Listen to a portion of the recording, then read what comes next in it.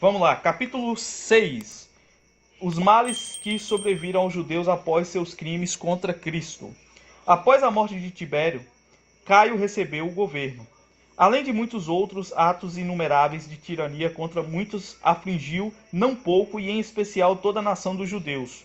Logo veremos isso pela declaração do mesmo autor, quando escreve o seguinte: enorme foi o capricho de Caio em sua conduta para com todos, mas especialmente para com a nação dos judeus, sendo excessivamente hostil a esses. Apropriou-se de seus lugares de culto em todas as cidades, a começar pelos de Alexandria, enchendo-os de imagens e estátuas, por ter permitido isso, quando outros as erigiam por vontade própria. Passou então a erigi-las por comando absoluto. Mas o templo na cidade santa, até então intacto, sendo ainda dotado de privilégios como refúgio inviolável, ele o mandou, transformando-o num templo de sua propriedade, que deveria ser chamado de o Templo de Caio, o jovem, o Júpiter visível Epifanos Dios.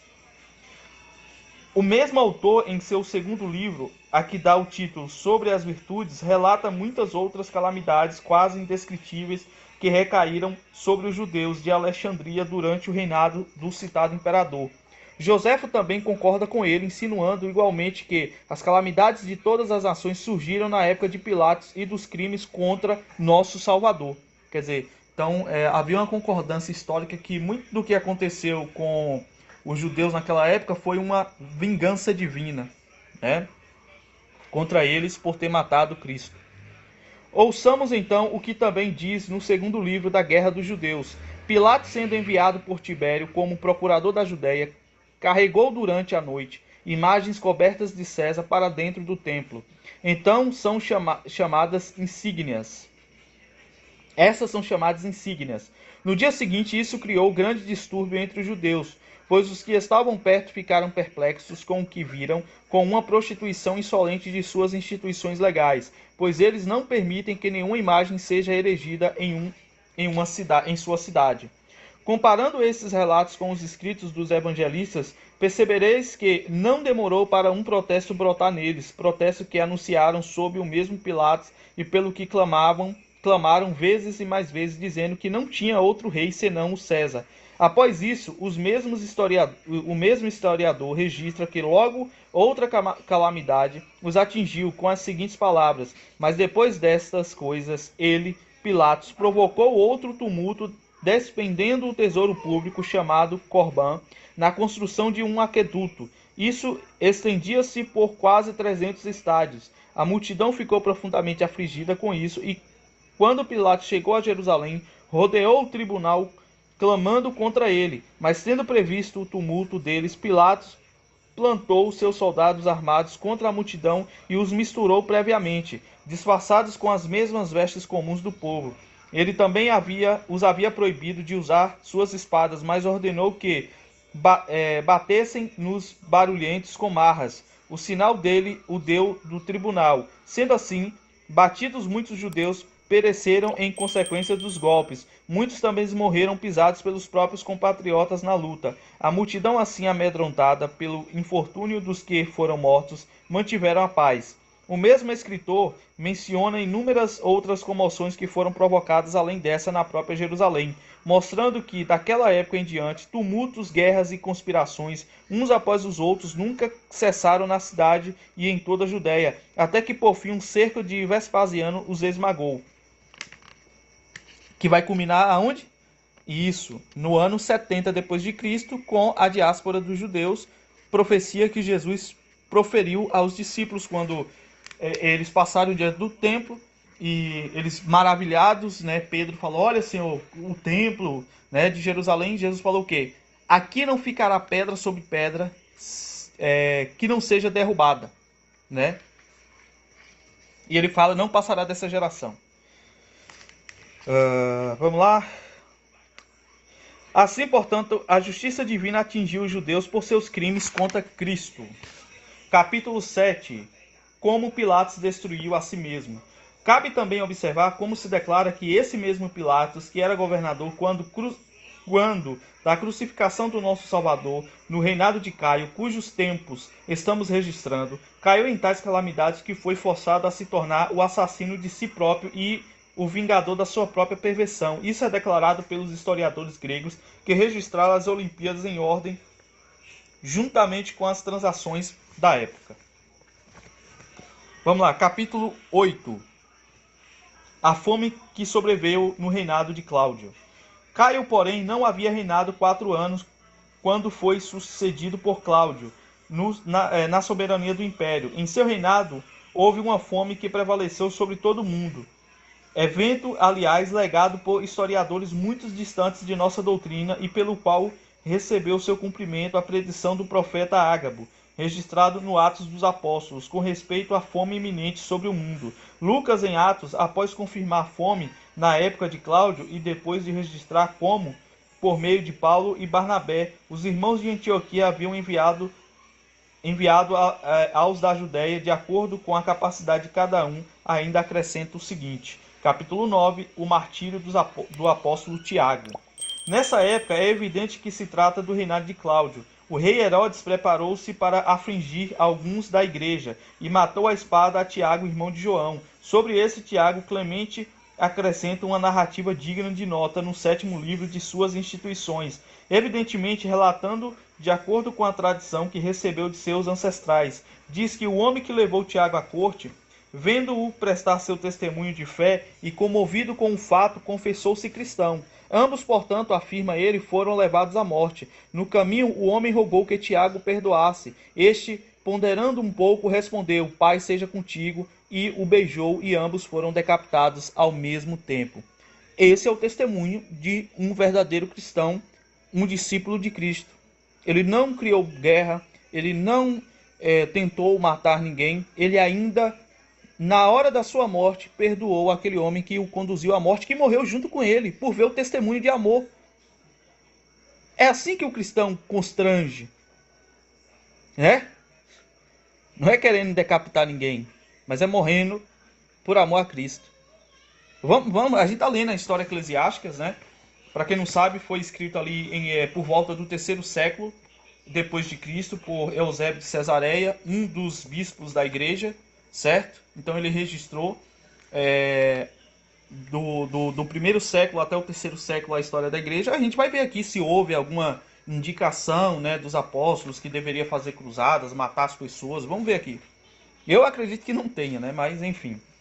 Então também, conforme dizem as escrituras, Herodes, vendo que a morte de Tiago dava grande prazer aos judeus, também atacou Pedro, e tendo-o conduzido à prisão, bem teria executado a mesma intenção assassina contra ele, caso este não tivesse sido maravilhosamente libertado de sua prisão por um anjo que lhe apareceu à noite, liderando-o assim para proclamar o evangelho. Essa foi a providência de Deus em favor de Pedro. E aí, será que depois disso Pedro falou assim, não, vamos nos organizar para matar nossos inimigos? Também não, né? Pedro é o mesmo Pedro que na carta de 1 Pedro capítulo 3 vai dizer para a gente não pagar mal com mal. Para a gente estar sempre disposto a declarar a razão da nossa fé a quem nos pergunta com mansidão e temperança. É esse Pedro. O Pedro que cortou a orelha de Malco, que Jesus falou: quem com ferro fere, com ferro será ferido. Para se cumprir a profecia, no meio de salteadores eu fui apanhado. Porque os discípulos eram considerados salteadores. Certo? Capítulo 10. Herodes Agripa, perseguindo os apóstolos, sofreu de imediato o julgamento divino. Isso aqui está em Atos dos Apóstolos também, tá? As consequências dos esforços do rei contra os apóstolos não demoraram muito, mas o ministério vingador da justiça divina logo alcançou, após suas tramas contra os apóstolos. E isso é também registrado no livro de Atos. Herodes seguiu para a Cesareia e ali numa festa notável, vestido de roupas reais esplêndidas, discursou ao povo falando de uma elevação diante do tribunal. Todo o povo aplaudiu por seu discurso como se fosse a voz de um Deus, e não de um homem.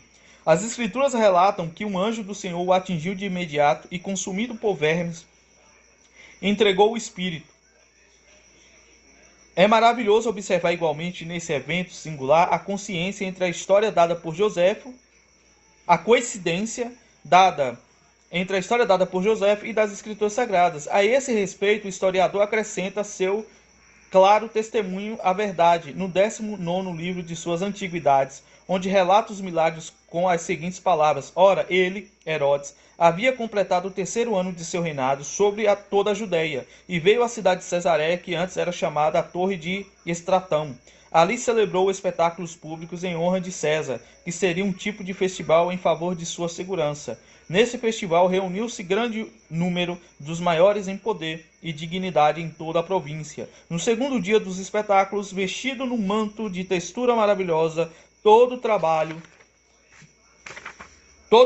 de prata, seguiu para o teatro no início do dia. Ali a prata irradiava os reflexos dos primeiros raios do sol, brilhando de modo maravilhoso, espelhando em fulgor extraordinário e majestoso sobre os observadores. De imediato os bajuladores começaram a clamar de diferentes maneiras.